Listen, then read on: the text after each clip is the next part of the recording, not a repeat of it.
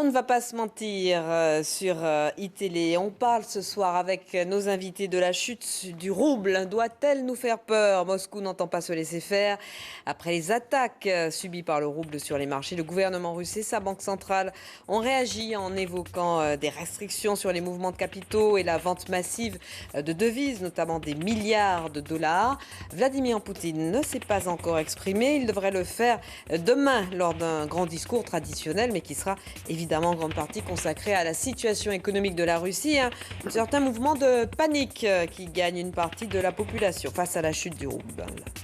Il n'y a pas de place pour le mensonge et pour le racisme en Allemagne, c'est ce que dit Angela Merkel après la multiplication de manifestations racistes et anti-immigrés dans le pays, y compris dans des régions où l'on ne compte que 0,5% d'étrangers parmi la population. Des foyers d'immigrés sont systématiquement attaqués, les crânes rasés défilent. Certains observateurs indiquent que désormais le citoyen lambda en Allemagne défile avec les nazis, les néo-nazis du moins, et que donc un tabou est en train de tomber. Et puis justement, que signifie vivre ensemble? Vivre ensemble en France, ça sera l'un de nos grands défis en 2015, alors que les polémiques se multiplient, que le pays est miné par les divisions. Le CRIF se dit inquiet et choqué de la reprise d'une tournée de spectacles de Dieudonné. Le polémiste Éric Zemmour fait parler de lui. Il y a aujourd'hui eu des annonces de Bernard Cazeneuve concernant la question du djihadisme et des candidats au djihad qui quittent la France pour aller combattre en Syrie. Tout cela se mélange, tout cela fait une tambouille pas toujours très ragoûtante et nous allons en parler avec nos invités, voir avec eux comment on peut solutionner tous ces problèmes, en tout cas de leur point de vue. Sur notre plateau, nous avons rejoint Marie-Pierre de la Gontrie. Bonsoir. Marie-Pierre de la Gontrie, secrétaire nationale PS à la justice et aux libertés. Géraldine Poirot-Gauvin, bonsoir. Conseillère régionale UMP d'Île-de-France, présidente du collectif Femmes 21. Karim Zeribi, bonsoir. Conseiller municipal de Marseille, député européen Europe Écologie Les Verts. Et Gilles William Goldnadel, avocat et président de l'association France-Israël. Alors, avant de parler de tous ces sujets, évidemment, un détour par l'actualité de ce début de soirée, c'est l'annonce de la normalisation des relations entre les États-Unis et Cuba. Nous sommes tous des Américains, dit Barack Obama, une déclaration qui entrera peut-être dans l'histoire au même titre que je suis un Berlinois de John Fitzgerald Kennedy. Barack Obama et Raúl Castro qui ont pris de court la planète entière en annonçant simultanément la reprise de leurs relations diplomatiques, l'ouverture réciproque d'ambassades dans leurs deux pays, la désinscription de Cuba de la liste des pays terroristes. Et puis Barack Obama demande au Congrès américain de voter la levée du fameux embargo américain qui pesait sur Cuba. Alors une réaction peut-être à tout cela, Karim Zeribi?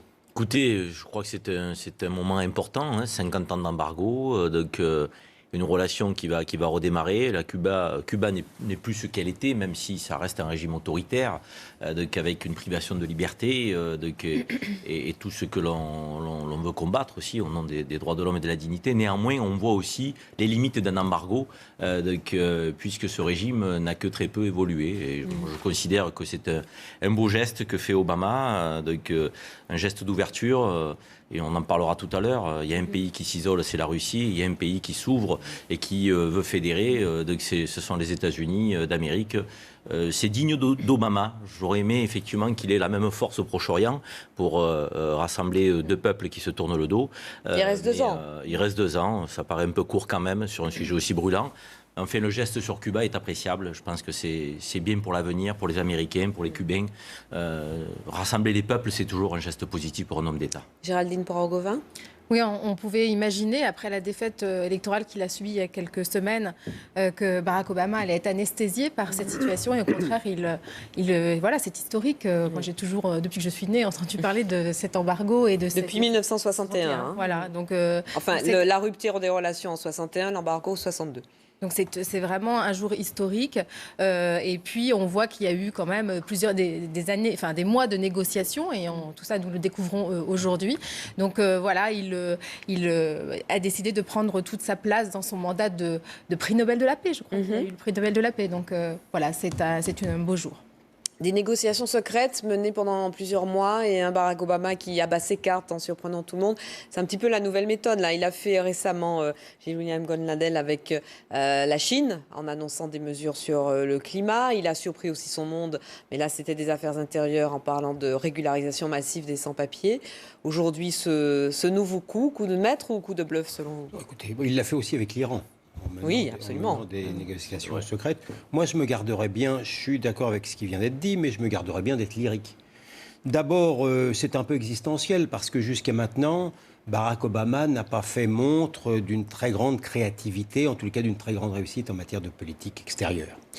Le fait qu'il ait perdu sa majorité au Sénat l'incite peut-être encore davantage à pouvoir faire des choses qui, finalement, sur le plan, il me semble, politique, ne vont pas être extrêmement contradictoires. Je ne pense pas qu'il se dessine une majorité au Sénat contre ça, parce que, comme Karim Djeribi l'a dit, l'embargo a montré plus que ses limites. Il a montré son inefficacité totale, et au contraire, le régime cubain a toujours utilisé l'embargo pour expliquer son impéritie, ses médiocres résultats, et d'une certaine manière pour faire corps, comme souvent ça arrive en la matière, on ne sait pas.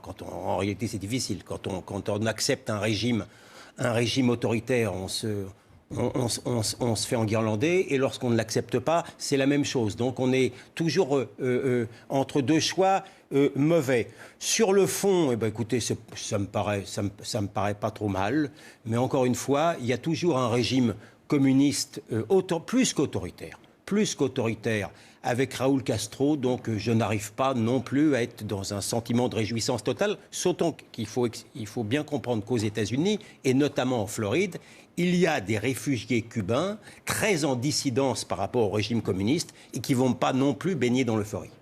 Qui déjà ont fait part de leur scepticisme. Marie-Pierre de la Gontrie. Moi, je trouve que c'est un moment absolument historique parce que, comme Géraldine Gauvin le disait, on a tous vécu finalement l'essentiel de notre vie ou toute notre vie avec cette connaissance-là de cette situation. Je trouve que c'est très encourageant et très enthousiasmant sur le rôle que peuvent jouer des chefs d'État, apparemment ces deux chefs d'État, dans une diplomatie intelligente. Et donc, je pense que dans cette période où les gens, les Français, ne savent pas trop quels espoirs ils peuvent avoir, voilà, on a un comportement là de deux hommes d'État qui, pour des raisons qui leur sont propres, qui ouvrent un petit peu les choses, qui montrent qu'il est possible de discuter. Il y a évidemment bien d'autres lieux où on souhaiterait que ce soit aussi productif. Donc moi, je suis très enthousiaste. Évidemment, la situation des Cubains de Floride, on ne sait pas ce qui va se passer. Évidemment, on ne sait pas non plus comment évoluera ensuite le régime de Cuba. Mais la nouvelle d'aujourd'hui, moi, me stupéfie et me réjouit. Deux hommes d'État avec un médiateur quand même, qui a joué un rôle important apparemment, c'est le pape François. Un homme de religion qui a quand même là aussi démontré, je dirais, l'activité qu'il met au service de valeurs humanistes, universelles. Un peu comme Jean-Paul II avait largement contribué à la Les deux hommes d'État qui ont eu Mur. l'intelligence, voilà, d'essayer de passer à une autre époque. Certes, bien sûr. Ce sont eux qui l'auront fait à l'arrivée. Mais le pape François qui a porté, qui les a incités, qui les a encouragés, est un homme de religion, moi personnellement, que j'apprécie particulièrement d'ailleurs. Alors, on va parler d'un autre chef d'État. C'est le chef d'État russe, Vladimir Poutine, qui pour l'instant ne s'est pas exprimé depuis le début de la crise monétaire concernant le rouble. Alors, pour se rendre compte bien concrètement de ce qui se passe en Russie, écoutez le témoignage d'Olga. Olga et son mari ont contracté un crédit en dollars en 2008 pour acheter un appartement. Et aujourd'hui, le montant qu'ils doivent rembourser a triplé. Écoutez. Même si nous vendons notre appartement et que nous nous retrouvons à la rue, nous resterons redevables à la banque d'une dette que nous n'aurons jamais les moyens de rembourser. Je ne sais pas quoi faire. Alors ce sentiment d'impuissance et de panique, il gagne une grande partie des Russes, même si après avoir connu un plus bas historique hier, le rouble est remonté aujourd'hui sur les marchés, en partie parce que la Banque centrale russe a annoncé qu'elle vendait massivement des devises étrangères et puis qu'elle allait peut-être mettre en place des restrictions sur les mouvements de capitaux. Mais beaucoup de Russes se sont rués depuis 2 jours dans les magasins pour acheter le maximum de biens de consommation avec la peur d'un retour de la pénurie et beaucoup s'inquiètent du fait que voilà, leur dette explose. Que peut faire Vladimir Poutine qui va s'exprimer demain pour renverser la situation? Et est-ce qu'il est aujourd'hui en situation de faiblesse, quand même une situation dans laquelle on n'a pas vu depuis longtemps? Marie-Pierre de La Gontrie. C'est une situation évidemment terrible pour les Russes, mais ça peut être une opportunité parce que les causes de cette situation, on les connaît. C'est à la fois la spéculation, c'est la chute du cours du pétrole et c'est évidemment les sanctions financières et économiques qui ont été prises contre la Russie. Est-ce que Vladimir Poutine aura, je ne sais pas comment qualifier, j'allais dire intelligence, c'est pas le mot, mais bon, comprendra qu'il y a peut-être une opportunité pour que, à l'occasion d'une discussion globale, ce qui a provoqué les sanctions économiques et financières soit revu et que donc l'ensemble des pays qui sont intervenus revoient l'ensemble de ce sujet avec lui. Ça, ce serait, j'ai envie de dire, la bonne hypothèse. L'autre hypothèse qu'on peut craindre, mais je suis peut-être pessimiste, c'est que Vladimir Poutine essaye de détourner l'attention des Russes par un autre sujet. Donc je pense que la situation est assez préoccupante. Elle le sera aussi d'ailleurs pour certaines parties de l'économie européenne, mais de manière sans doute marginale. Mais l'enjeu, c'est la remise en cause de l'annexion de la Crimée par la Russie. C'est le rôle de la Russie dans le conflit ukrainien. Autant dire qu'il y a peu de chances que Vladimir Poutine revienne sur ses positions, Gilles-William Goldnadel. Oui, enfin, moi, je suis loin de me réjouir des malheurs de la Russie, même des malheurs économiques. On ne peut pas à la Personne fois... ne s'en réjouit. Non, mais on ne peut pas à la fois se réjouir de l'ouverture à l'égard de Cuba et là, se féliciter d'une certaine manière de la chute du rouble et des problèmes de Poutine, alors que on n'a aucun intérêt. Non, mais je suis pas en train de faire le procès de Marie-Pierre de La Gontrie. Je suis effectivement en train de montrer qu'il n'y a pas de raison, pour ma part, d'ostraciser davantage la Russie de Poutine que le Cuba de Raúl Castro. C'est ce que je veux dire. Et que dans l'affaire ukrainienne, je vois beaucoup plus de complexité que ne le croit le Congrès, notamment à tendance républicaine américaine. Je ne suis même pas sûr que Obama, en ces derniers jours, ait été spécialement content du tour de vis des congressistes américains. Et sur ce plan-là, je rendrais plutôt hommage à la politique étrangère du président Hollande qui me paraît justement un peu plus intéressante. Bien. Donc ce que je veux dire... Ce jour est un marqueur d'une pierre blanche. Ce jour est doublement historique.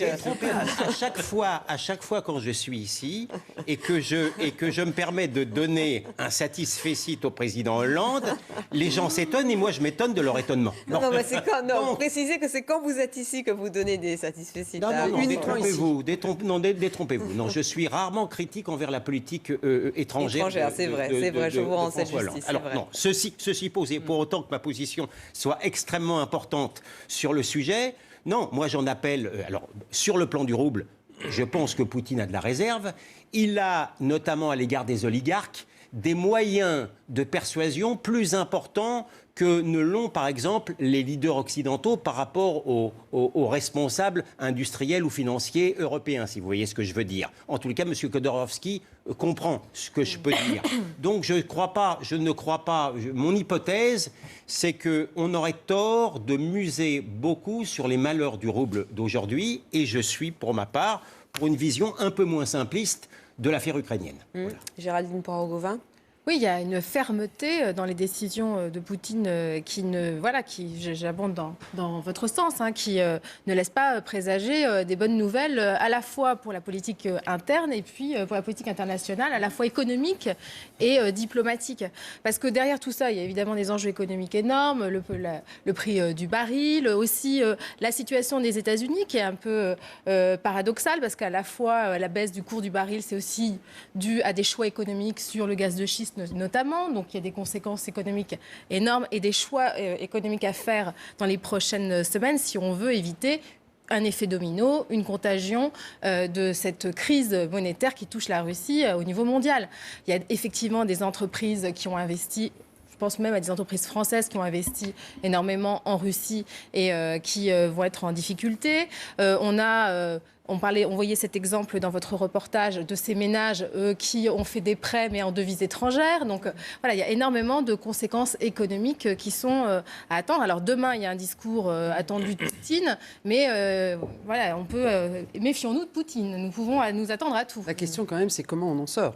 Oui, mais comment on en sort? Mais je ne suis pas sûre que les attentes... Enfin, on espère que la situation en Ukraine va évoluer parce que la question grâce... sur les sanctions économiques et financières va nécessairement venir. Oui, mais est-ce un homme qui va justement transiger sur ces questions? Non, mais la question va nous être posée. Oui, nous être posée. Eh oui. L'Union européenne qui pourrait voter de nouvelles sanctions à l'égard de la Russie, Karim? Non, mais il est évident, contrairement à ce que sous-entendait William, que personne ne peut se réjouir de la situation de la Russie aujourd'hui. Néanmoins, c'est aussi la résultante d'une posture qui n'est pas celle de la fermeté, mais plutôt de la fermeture de la part de Poutine. Donc la fermeture au dialogue, la fermeture à la coopération, à la négociation.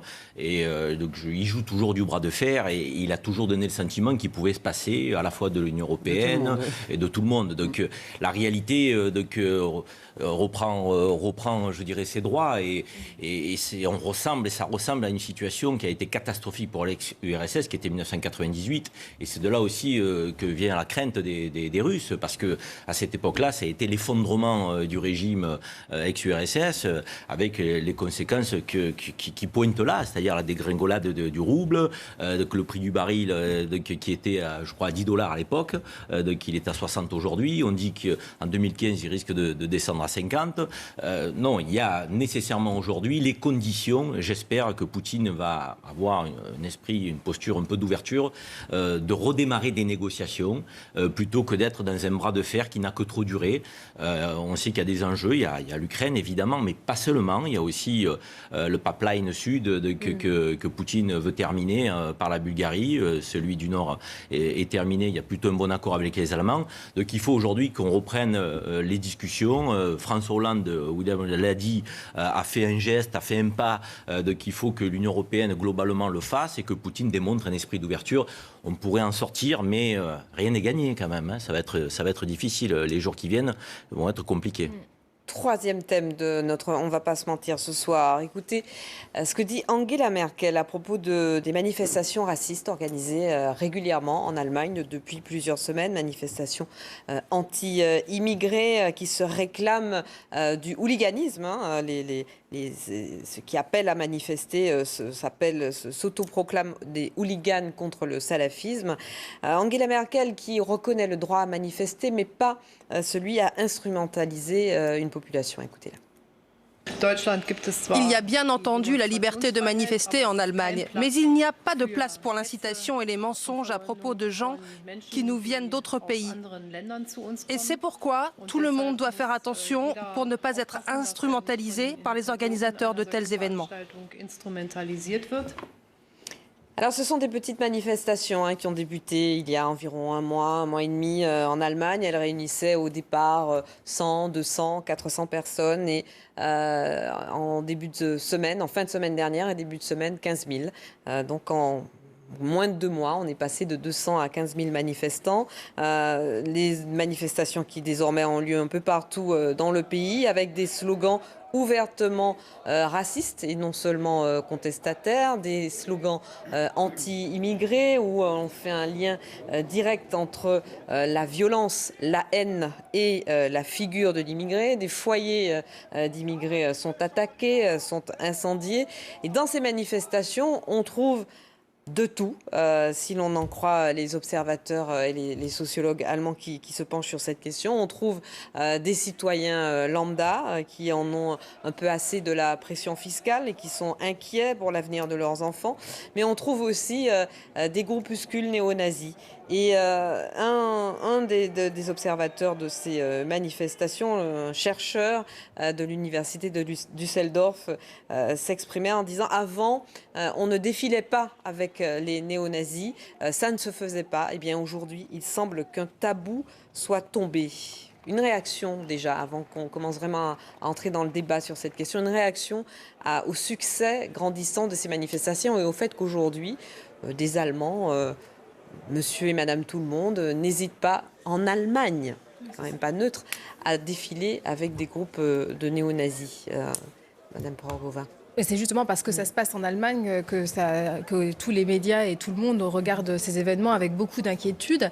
Effectivement, cette volonté de trouver l'étranger, l'immigré comme un bouc émissaire, c'est souvent ce qui se passe dans des pays où il y a des graves situations économiques. En Allemagne, c'est pas le cas. Donc c'est assez inquiétant et je trouve que les réactions de Mme Merkel est assez encourageante. De toute façon, elle a l'autorité puisqu'elle a été confortée ces dernières semaines. Elle a été confortée dans son parti, donc elle a l'autorité pour redire qu'il ne faut pas inciter à la haine religieuse, pour ramener au calme. Mais c'est vrai que ces événements sont à suivre de très près, sont très inquiétants. Gilles William Godnadel. D'abord, je pense que Mme Merkel a raison. Je pense qu'on doit faire très attention avec qui on manifeste. Je le disais récemment ici même à une sénatrice verte. Pour d'autres manifestations, c'était plutôt à l'égard de l'extrême gauche, et je maintiens ce que je dis. Et ben je dis pareil par rapport à l'extrême droite. C'est pas pour autant que sur le principe, même un Allemand n'a pas le droit de manifester contre l'immigration qu'il estime incontrôlée. Ça ne me paraît pas un sujet consubstantiellement raciste. Non, personne ne remet en cause le droit à manifester. Hein. Même en dehors. Donc pas de Mme Merkel. En dehors du problème du droit. Je parle au niveau de la légitimité morale. Il ne me paraît pas plus indécent qu'un Allemand ou un Européen considère à tort ou à raison qu'il doit manifester contre la politique d'immigration de son pays, qu'un sans-papier manifeste alors même qu'il est en situation irrégulière. Ça me paraît frapper au coin du bon sens. Cela étant, sur le fond des choses, oui, il ne me plaît pas beaucoup de voir ce que vous m'avez montré. Pourquoi employons-nous le terme de raciste? C'est parce qu'effectivement, dans ces manifestations, on entend des slogans ouvertement racistes, indiscutablement racistes, et qu'on voit des manifestations comme le fameux salut hitlérien, le salut nazi, qui ne laisse aucun doute sur la nature de la pensée de ceux qui accomplissent ce geste. Karim Ribi. Non, ce qui est très inquiétant, c'est qu'on sent une montée en Europe face à la crise sociale et économique, je dirais une crise de valeurs. Une crise de respect envers les uns et les autres, et les citoyens d'horizons différents.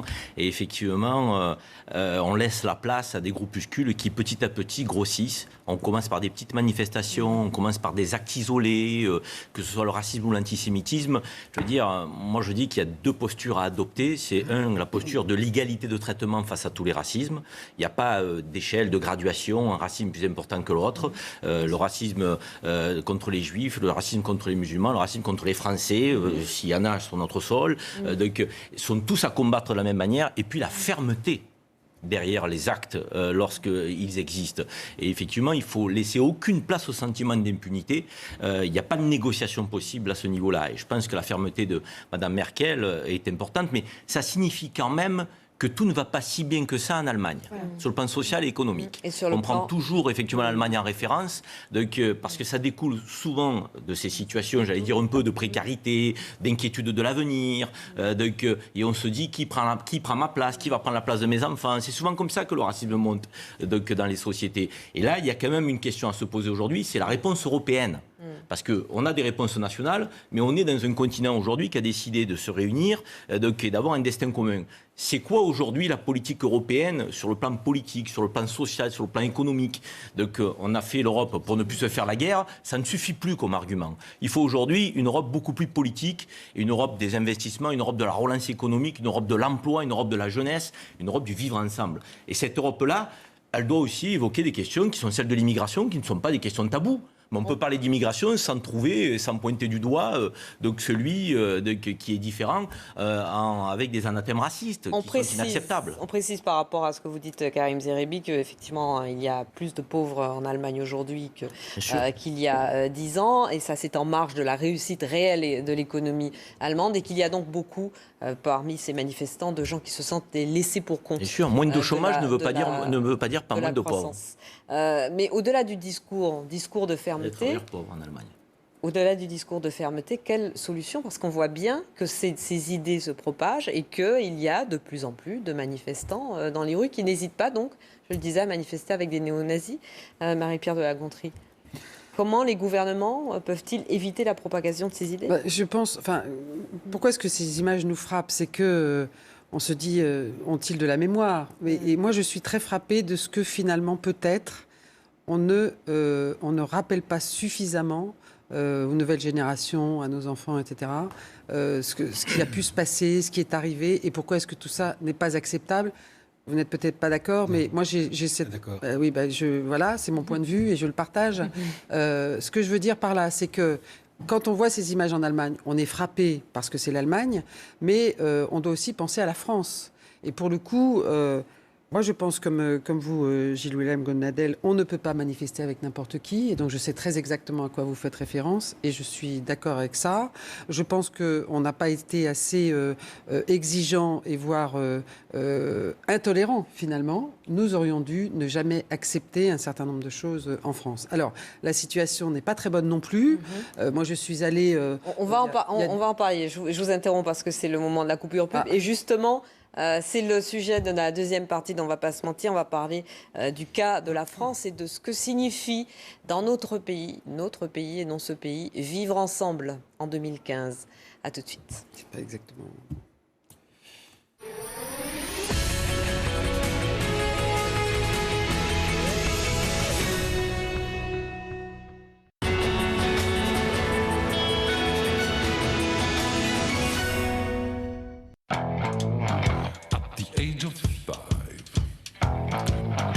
Something in my pocket.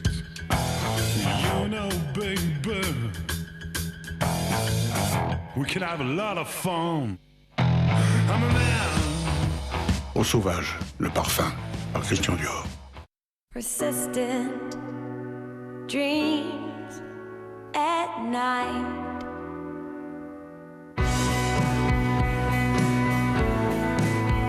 La Panthère, le nouveau parfum féminin Cartier.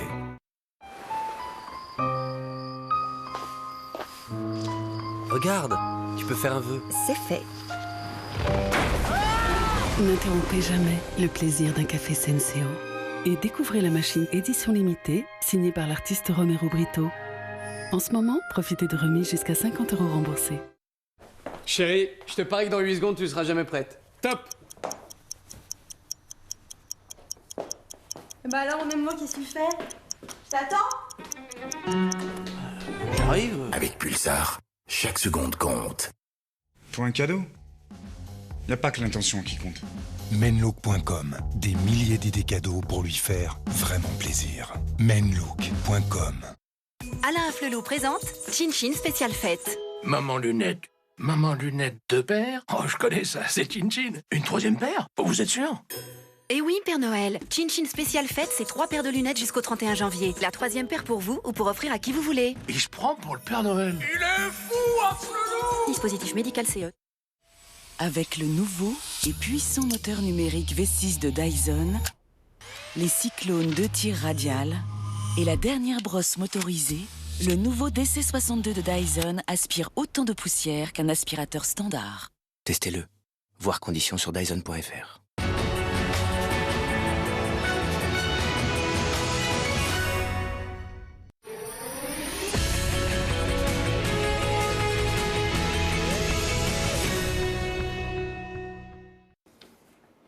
Deuxième partie dont on ne va pas se mentir, on n'avait plus de son brusquement. Je ne sais pas si vous, de l'autre côté de votre écran, vous l'aviez toujours. On parle du vivre ensemble en France. On parlait en première partie de ces manifestations racistes qui ont lieu en Allemagne. Alors on n'en est pas là en France évidemment, quoique certains rassemblements dégénèrent parfois, mais au moins ils ne rassemblent pas 15 000 personnes dans les rues du pays. Vivre ensemble en France en 2015, dans un pays où il y a de plus en plus de crispation communautaire, où le CRIF et d'autres, avec le CRIF, s'inquiètent de la reprise de la tournée du polémiste Dieudonné, où les déclarations d'un autre polémiste, Éric Zemmour, font créer le choc et l'émoi. Qu'est-ce que ça signifie, Karim Zeribi, en 2015 en France, de vivre ensemble, et comment on fait pour en finir avec, en tout cas freiner ces crispations communautaires? C'est un sujet qui est complexe et qui touche à plusieurs questions. La question de l'éducation d'abord, au sein des familles. Je veux dire, il y a quand même une responsabilité qui est celle des parents. Qu'est-ce qu'on diffuse à ses enfants comme valeur? Est-ce qu'on les élève dans la haine de l'autre, dans le communautarisme, dans le repli, ou est-ce qu'on les élève effectivement dans l'esprit plutôt républicain, laïque, tout en ne niant pas ce que chacun est, avec son histoire, avec sa religion, avec ses croyances.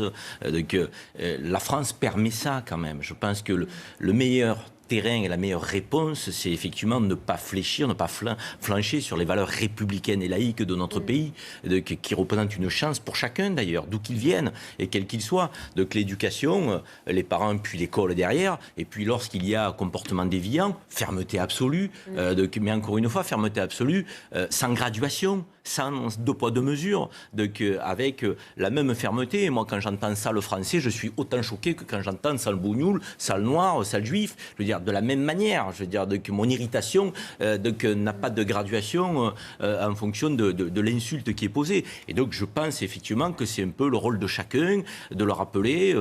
William le disait, ne pas aller manifester, ne pas s'acoquiner non plus avec des gens douteux, donc ambigus. Il faut de la clarté sur ces questions-là. Oui, mais ces gens douteux, ambigus, ils prospèrent, ils font florès. Ils prospèrent, on leur donne aussi de sacrées tribunes, reconnaissons-le. Enfin, franchement, je ne sais pas si vous vous souvenez, c'était à peu près la même époque l'année dernière. On avait un genre de duel Valls-Dieudonné sur toutes les chaînes, et ça n'arrêtait pas. Enfin, excusez-moi, Dieudonné, si on le met tous les soirs aux 20h, il fera d'autant plus des mules. Oui, moi, je pense qu'on peut combattre ces gens-là sans en faire non plus presque des icônes, quoi, je veux dire. Et Zemmour, pareil, parce que pour moi, Zemmour, bien que je suis certain que sur le plateau, certains ne seront peut-être pas d'accord, pour moi, il diffuse des messages de haine. Hein. Comment on combat les discours antisémites de Dieudonné sans en parler et sans réagir comme Manuel Valls l'a fait, Géraldine Poirot-Gauvin? C'est vraiment difficile de répondre à cette question, mais il est certain. Bon, d'abord, moi, ce que je trouve bien, c'est que quand Karim Zeribi nous dit qu'il faut lutter contre tous les racismes, ça fait du bien de l'entendre aussi, parce que c'est aussi pour ça que... Vous n'en doutiez pas, quand même. Non, mais ça fait du bien, non, mais pas de votre point de vue, mais je trouve que c'est bien de le rappeler. Cette mise au point, c'est important de rappeler qu'il faut lutter contre tous les racismes. Effectivement, l'augmentation des actes antisémites, on les a constatés. Il y a des observations et des observatoires qui ont fait des statistiques au moment où on parlait de Dieudonné, moment où il y avait... Donc ça veut dire qu'il y a un vrai dilemme entre en parler et risquer de provoquer chez des gens qui sont fragiles ou des gens qui cherchent des boucs émissaires, des actes racistes et antisémites ou même des paroles racistes ou antisémites, et le fait de ne pas en parler. Moi, je pense que ne pas en parler, ça produit le Front National, ça produit les résultats aux dernières européennes où le Front National a été le premier parti, le parti qui est arrivé en tête. Donc je pense qu'il ne faut pas avoir peur de parler de sujets, il ne faut pas qu'il y ait de sujets tabous, il faut qu'il y ait une vraie réflexion républicaine. Et je pense que ma famille politique, l'UMP, a aussi un rôle à jouer parce qu'on a été très absent en 2014 du débat politique parce qu'on s'est beaucoup concentré sur nos petites questions personnelles, nos petits conflits et nos affaires. Et je pense que c'est aussi important qu'il y ait dans cette démocratie des partis républicains qui soient forts, qui puissent porter une autre parole, d'autres valeurs pour justement contrecarrer ces discours extrêmes, que ce soit Dieudonné ou Éric Zemmour qui, je suis d'accord avec vous, a un peu dépassé les bornes ces dernières semaines. La bataille contre Dieudonné, elle va reprendre. Le CRIF se dit choqué qu'une vingtaine de salles offrent de nouveau une tribune à Dieudonné puisqu'il reprend une tournée. Pour l'instant, que je sache, seul le CRIF s'en est officiellement ému. Mais évidemment, c'est l'ensemble de la société qui est concernée. C'est tellement un sujet vaste que je vais répondre par une sorte de patchwork. D'abord, je déteste le mot « vivre ensemble » qui donne dans le prêchi-prêcha. Ça me fait penser au nous inclusif et solidaire ou à l'en commun d'un certain rapport sur l'immigration. Alors, vous préférez faisons peuple, faire peuple. C'est beau comme... je ne sais pas, comment on peut s'entendre? Enfin, je ne sais pas. Comment on peut s'entendre? La cohésion nationale. Vous préférez ensemble, tout devient possible. Ensemble, tout devient possible. Je me méfie des slogans. Je me méfie un peu. Mais enfin, bon, c'est pas... Bon, d'abord, je vais vous le dire, pour avoir écrit un article critique dans le Figaro sur Éric Zemmour et sa sortie en ce qui concerne Vichy, je suis d'autant plus à l'aise pour quand même pas mélanger M. Zemmour et M. Dieudonné. Je crois que vraiment, c'est un amalgame totalement abusif. Mais quand Éric Zemmour dit que les musulmans ont chassé les vrais Français des banlieues et qu'il y a remplacement dans les quartiers de la population française par des musulmans, vous n'êtes pas choqué? Je vous dis qu'il y a beaucoup de choses qu'on peut critiquer. On n'a pas la place sur ce que dit Zemmour, mais que je fais la différence quand même entre Zemmour et Dieudonné, premièrement. Deuxièmement, je ne suis pas sûr que le CRIF fasse une politique intelligente en se faisant l'agent publicitaire de M. Dieudonné. J'étais d'ailleurs pas moi pour faire de la publicité à la quenelle. Et Dieu sait que je suis très critique envers Dieudonné et je l'ai fait condamner en justice. Mais pour autant de faire la pub à Dieudonné, qu'on ne pourra pas empêcher quand même de faire une tournée itinérante. Et d'ailleurs, lorsque Valls, très courageusement, a mis les pieds dans le plat, tous les grands défenseurs de la liberté se sont dressés contre M. Valls, c'est un peu insupportable. Encore une fois, on a toujours deux choix difficiles. Bon, donc pour le reste, la crête est étroite, parce que, bien entendu, ça va très mal. Vous me dites que ça va, c'est moins bien qu'en Allemagne, j'en suis pas sûr. En Allemagne, on ne s'attaque pas aux synagogues, on ne tue pas les gens dans les écoles. Il y a beaucoup de choses que les Français pourraient envier, si j'ose dire, à l'Allemagne. Il y a aussi des attaques racistes en Allemagne. Il n'y a pas eu de Mohamed Merah en Allemagne. Il n'y a pas une némouche, il n'y a pas de... Non, je veux dire, c'est important la vie des gens. Mais il y a des attaques racistes, il y a des attaques contre les foyers immigrés, contre les Turcs. C'est pas au même degré. Je crois pas. Est-ce qu'il y a des Non, mais ce que je veux dire, on ne peut pas. Ce serait quand même un comble de se croire dans un havre de sécurité par rapport à l'Allemagne. Parce qu'on a dit, c'est pour ça qu'on en parle. Alors qu'on est leader sur le nombre, à part la Belgique, sur le nombre de djihadistes qui partent. Mais c'est bien pour ça qu'on en parle. Donc oui, donc la crête est étroite parce qu'il y a un vrai problème identitaire en Europe et ne pas en parler serait aggraver les choses. Et en même temps, cette obsession de la race ou cette obsession du racisme à laquelle on assiste depuis une trentaine d'années ont eux-mêmes été générateurs de troubles. Donc c'est compliqué. Bon, Marie-Pierre de la Gontrie. Écoutez, moi je pense que, on voit le visage d'Éric Zemmour là, moi je souhaiterais, si on considère, et c'est mon cas, que les propos d'Éric Zemmour sont intolérables et inacceptables, qu'on cesse de lui donner la tribune qu'on lui donne. Et ça, c'est la responsabilité des chaînes et de ceux qui l'invitent, et y compris de certains... Je constatais avec consternation un de nos collègues conseillers de Paris, UMP, qui a fait une réunion dans son arrondissement avec Éric Zemmour. C'est dangereux comme méthode. Arrêtez. C'est dangereux comme méthode. Qu'est-ce qu'on fait avec M. Mélenchon qui traite une Allemande de tête de Bosch? Vous me direz si ITélé doit continuer à inviter M. Mélenchon ou pas. Non, mais c'est dangereux comme procédé. Ouais. Je termine néanmoins mon propos. C'est-à-dire que je pense qu'il y a un moment où nous avons la responsabilité, et les médias ont la responsabilité, de savoir à qui ils donnent la parole. Je veux dire, tous les plateaux ne sont pas libres. Le retour de l'ordre moral. Non, l'ordre moral. Je n'accepte pas les propos d'Éric Zemmour. Ah, mais vous savez, c'est votre droit le plus strict. C'est pas seulement ce soir d'Éric Zemmour. Mais de là à faire des injonctions aux chaînes, c'est dangereux. Sauf que je ne donne pas d'injonctions aux chaînes. Je donne. Mais on peut regretter le plébiscite qui est fait. Mais ça, c'est autre chose. J'ai l'image d'Éric Zemmour devant moi. C'est pas la même chose, hein. Monsieur Golnadel, je peux m'exprimer? Comme il nous reste plus de temps. J'ai son image depuis tout à l'heure. Je dis simplement qu'il y a un sujet, que tout le monde est responsable. Moi, je suis pour qu'on ne tolère rien. J'ai indiqué tout à l'heure ce que nous devions faire vis-à-vis des générations suivantes. Et je souhaite effectivement que les médias réfléchissent avant d'inviter ces personnes qui... On est super en retard. Vous avez 4 secondes chacun pour me dire votre vœu pour 2015. Karim. C'est très compliqué. Ah mais non, je vous avais demandé de préparer quelque chose. Le problème numéro 1 de notre pays, c'est l'emploi. Moi, j'espère que ça va redémarrer, qu'on va avoir une perspective pour nos jeunes, que nos PME vont les 4 secondes sont et nos territoires vont s'en sortir. Comme l'emploi, effectivement, a été pris, moi, je souhaite que mon parti soit à la hauteur des attentes en 2015. Si, pourquoi? Parce qu'on a besoin d'avoir une parole forte à droite. Moi, je forme le vœu de la tolérance intellectuelle, que soient invités à la télévision même les gens que je déteste.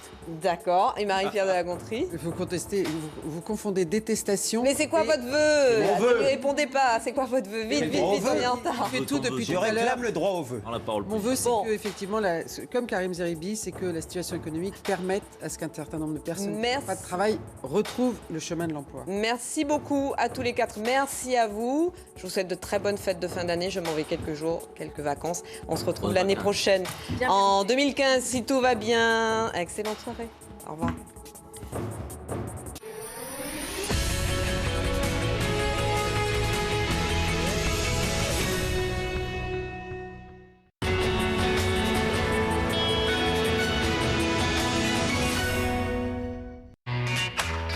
Would you like her to rephrase the question?